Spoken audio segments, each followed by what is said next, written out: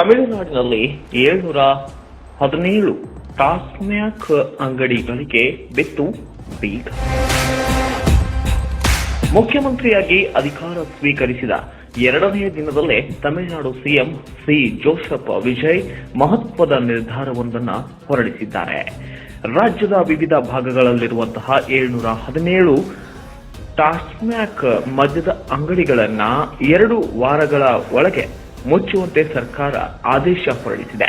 ಇನ್ನು ಶಾಲೆ, ಕಾಲೇಜು, ಆಸ್ಪತ್ರೆ, ಧಾರ್ಮಿಕ ಸ್ಥಳಗಳು ಹಾಗೂ ಬಸ್ ನಿಲ್ದಾಣಗಳ ಸಮೀಪದಲ್ಲಿರುವ ಅಂಗಡಿಗಳನ್ನು ಗುರುತಿಸಿ ಮುಚ್ಚಲಾಗುತ್ತಿದೆ. ಸಾರ್ವಜನಿಕ ಹಿತದೃಷ್ಟಿಯಿಂದ ಈ ಕ್ರಮ ಕೈಗೊಳ್ಳಲಾಗಿದೆ ಎಂದು ಸರ್ಕಾರ ಸ್ಪಷ್ಟನೆಯನ್ನು ನೀಡಿತು.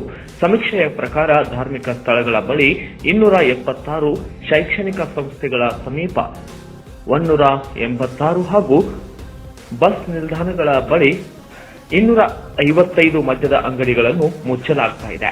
ಇನ್ನು ತಮಿಳುನಾಡಿನಲ್ಲಿ ಮದ್ಯ ಮಾರಾಟ ಸಂಪೂರ್ಣವಾಗಿ ಸರ್ಕಾರದ ಅಧೀನದಲ್ಲಿರುವ ತಮಿಳುನಾಡು ಸ್ಟೇಟ್ ಮಾರ್ಕೆಟಿಂಗ್ ಕಾರ್ಪೊರೇಷನ್ ಮೂಲಕ ನಡೆಯುತ್ತದೆ. ರಾಜ್ಯದಲ್ಲಿ ಸರಿಸುಮಾರು 4700 ಟಾಸ್ಮ್ಯಾಕ್ ಅಂಗಡಿಗಳಿದ್ದು ಸರ್ಕಾರಕ್ಕೆ ಸಾವಿರಾರು ಕೋಟಿ ಆದಾಯ ತರುತ್ತಿವೆ. Bureau report, Kannada Janashree news, Chennai.